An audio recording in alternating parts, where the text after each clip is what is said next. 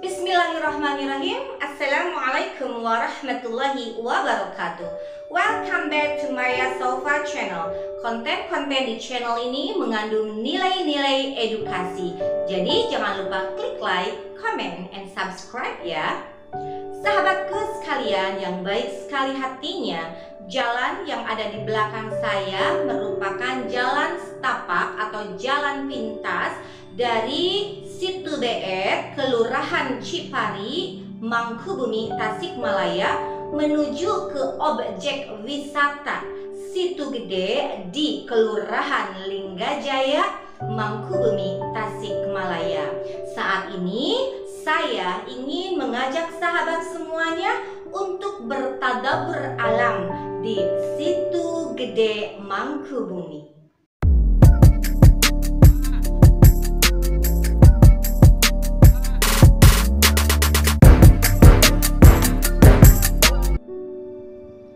Sahabatku sekalian yang baik sekali hatinya, tadabbur itu berasal dari bahasa Arab yang artinya memikirkan, merenungkan, dan memperhatikan secara mendalam. Dan kita tahu bahwa manusia ini merupakan khalifah di muka bumi. Yang namanya khalifah, wakil Tuhan yang harus mengurus alam semesta di muka bumi. Jadi kita sebagai manusia diberi amanah yang luar biasa oleh Allah Subhanahu wa Ta'ala. Karena itu kita harus memikirkan dan merenungkan lebih dalam bagaimana cara mengelola alam semesta ini. Karena kita diberi akal pikiran oleh Allah Subhanahu wa Ta'ala. Dan sahabat, tadabbur alam juga bisa mengenal dan memahami Sang Maha Pencipta. Dengan tadabbur alam, kita bisa melihat keindahan yang maha dahsyat, yang maha luar biasa. Dari sana kita bisa merenungkan, Masya Allah, berarti penciptanya lebih dari ini, lebih indah, lebih luar biasa. Sahabatku sekalian yang baik sekali hatinya, sekarang ini wisata sudah menjadi kebutuhan manusia. Karena sibuknya dengan pekerjaan, terus lelahnya mata karena sering berhadapan dengan gadget ataupun layar laptop. Nah, jadi wisata itu sangat diperlukan untuk refreshing dari mata, telinga, ataupun pikiran dan hati kita. Tapi biasanya kebanyakan orang hanya berwisata atau berrefreshing itu hanya untuk bersenang-senang saja, tanpa memaknai, tanpa memikirkan hal-hal yang lebih dalam dari hal tersebut. Padahal Allah Subhanahu wa Ta'ala telah berfirman dalam Al-Quran pada surat Al-Ghasyiyah, A'udzu billahi minasyaitonir rajim. Bismillahirrahmanirrahim. Afala yanzuruna ilal ibili kaifa khuliqat wa ilas samai kaifa rufi'at wa ilal jibali kaifa nusibat wa ilal ardi kaifa sutihat. Nah, Allah Subhanahu wa Ta'ala dalam Al-Quran surat Al-Ghasyiyah berkata atau berfirman bahwa apakah manusia tidak berpikir bagaimana cara unta diciptakan, bagaimana langit ditinggikan, bagaimana bumi dijadikan pasak, dan bagaimana gunung dijadikan pasak, dan bagaimana bumi dihamparkan oleh Allah Subhanahu wa Ta'ala. Nah, yuk kita lihat sahabat, di sini di belakang saya ini semuanya sangat indah ya. Ini pemandangan di Situ Gede. Kita seharusnya bertadabbur alam, memikirkan ciptaan Allah yang maha indah ini, bukan hanya sekedar bersenang-senang atau merefresh otak saja. Sahabatku sekalian yang baik sekali hatinya, Situ Gede yang terletak di Kelurahan Linggajaya, Mangkubumi, Tasikmalaya merupakan irigasi di tengah kota ya. Dan inilah irigasi yang mengaliri sawah-sawah di sekitar Tasikmalaya ini, sehingga kota Tasikmalaya bisa dibilang makmur loh jinawi dalam hal pangan, dalam hal ini beras ya sahabat. Oke, tadi kita melihat keindahan alam yang maha dahsyat, yang luar biasa, sangat indah. Dan menurut sumber atau keterangan dari orang sana, penduduk sana, bahwa luas dari Situ Gede itu 46 ya, 46 hektar jumlahnya. Dan ikan yang ada di sana biasanya ada ikan gabus, ikan mujair, ikan betok juga gitu. Dan ikan itu tidak ditanam oleh manusia, tapi ada dengan sendirinya.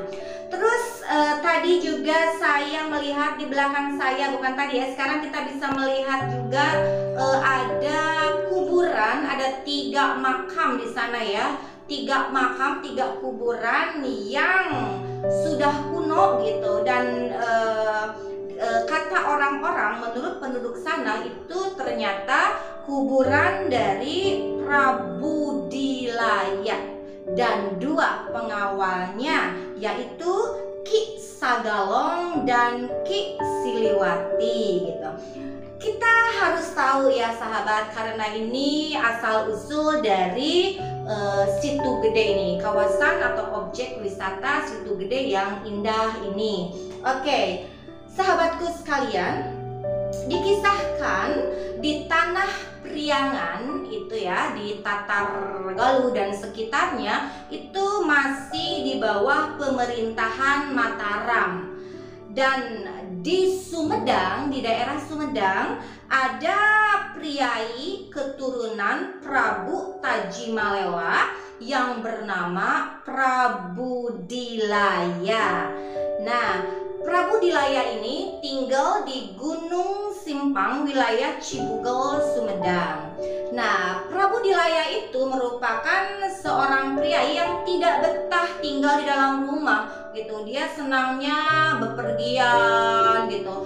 Dia senang sekali mengunjungi orang-orang pintar. Dia sering sekali mencari ilmu-ilmu kebatinan gitu. Dia berangkat ke Jawa Tengah, ke Jawa Timur, terus dia menyeberang ke Madura, ke daerah Sumeneb sana, terus dia kembali lagi untuk menemui Raja Mataram karena dia ingin melihat sosok asli Raja Mataram. Nah, melihat sosok Prabu Dilaya yang sangat baik, akhirnya Raja Mataram menghadiahkan 2 orang untuk dijadikan istri oleh Prabu Dilaya yang bernama Nyi Sakarembong dan Nyi Kondang Hapa. Ini dua-duanya orang Sunda ya sahabat, bisa dilihat dari namanya. Tadi Nyi Sakarembong, kita kan tahu karembong itu apa ya. Karembong itu kayak kain panjang seperti itu ya. Dan tadi siapa? Nyi Kondang Hapa gitu. Nah, akhirnya Prabu Dilaya membawa 2 istrinya ke daerah Sumedang, ke tempat asalnya gitu. Dan untuk menafkahi istrinya, dia dengan berhuma. Jadi menanam padinya bukan di sawah tapi di ladang gitu ya. Selain berhuma, Prabu Dilaya juga membekali kedua istrinya dengan ilmu kebatinan sesuai yang dia miliki gitu. Dan dia menitipkan penjagaan kedua istrinya ke 2 pengawalnya itu. Setelah dia yakin bahwa yang 2 istrinya sudah cukup ilmu dan sudah cukup perbekalan makanan, dia pun berkelana lagi karena dia tidak betah tinggal di rumah, sesekali pulang.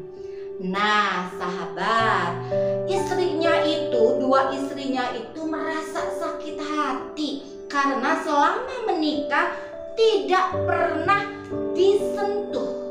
Jadi Prabu Dilaya tidak pernah bersetubuh dengan kedua istrinya itu. Jadi waktunya itu lebih lama di padepokan untuk menguji nyali dan menguji ilmu kebatinan dia. Akhirnya kedua istrinya itu berpikiran busuk dan berniat untuk membunuh Prabu Dilaya. Sampai suatu malam ketika Prabu Dilaya pulang dari bepergian jauh, dari berkelana, dia tertidur pulas dan istrinya itu Nyi Sakarembong mengambil senjata yang ada di dekat atau di pinggangnya Prabu Dilaya dan menusukkan ke perutnya sampai darah bercucuran dan Prabu Dilaya mati seketika.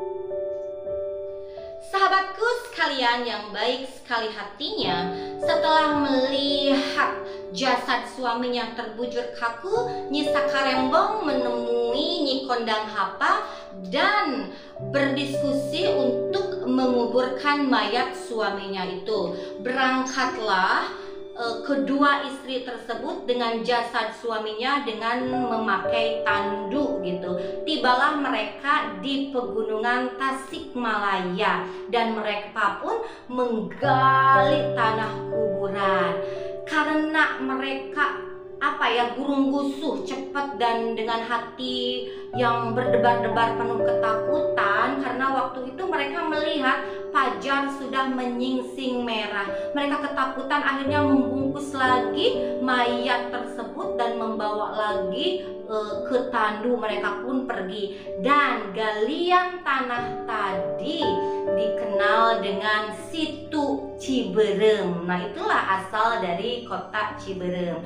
Selanjutnya mereka menemukan tempat dan menggali lagi pada malam itu dan fajar menyingsing lagi. Mereka pun ketakutan karena waktu sudah hampir siang. Mereka pun berangkat lagi dan bekas galiannya itu berubah jadi situ lagi yang dinamakan Situ Cipajaran.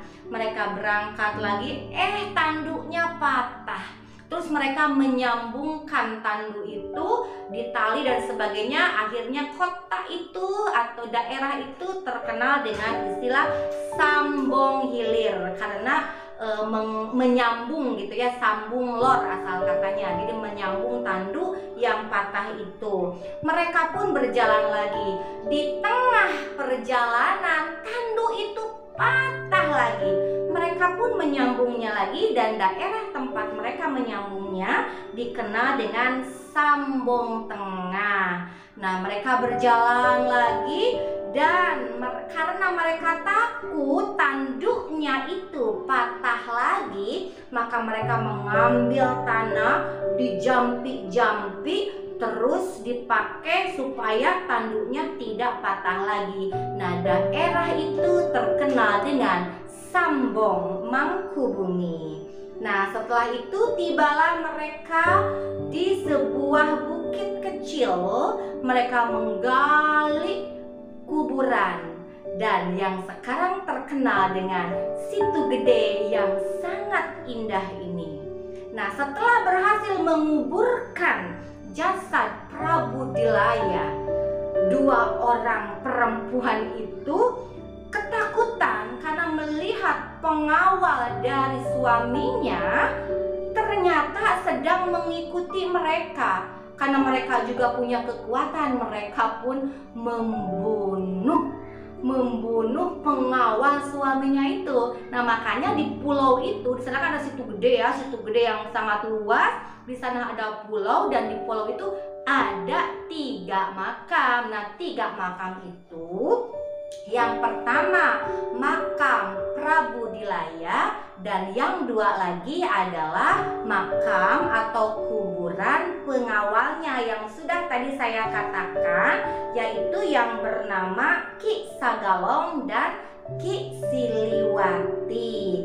Nah, setelah itu mereka tidak berani kembali ke Sumedang, mereka pun tidak berani kembali ke Mataram. Dia pun akhirnya tinggal bersembunyi di Gunung Goong yang sekarang Kelurahan Bantar. Mereka meninggal di sana dan dikuburkan di sana.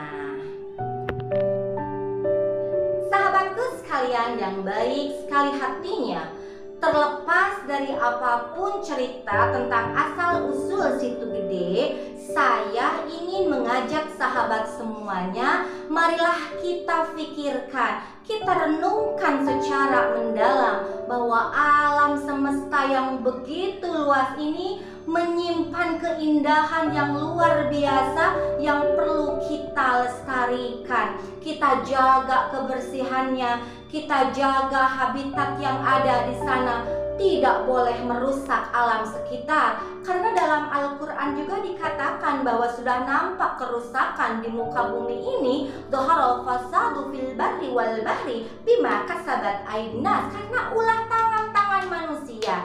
Nah, mudah-mudahan kita tidak melakukan hal-hal tersebut.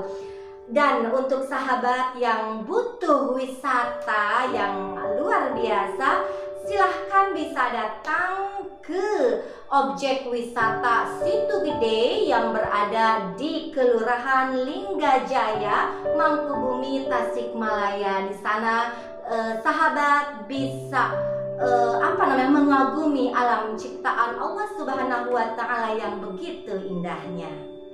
Sahabatku sekalian yang baik sekali hatinya, hanya itu yang bisa saya sampaikan. Mudah-mudahan ada manfaatnya untuk kita semuanya. Hasbunallah wa ni'mal wakil, ni'mal maula wa ni'mal nasir. Wassalamualaikum warahmatullahi wabarakatuh.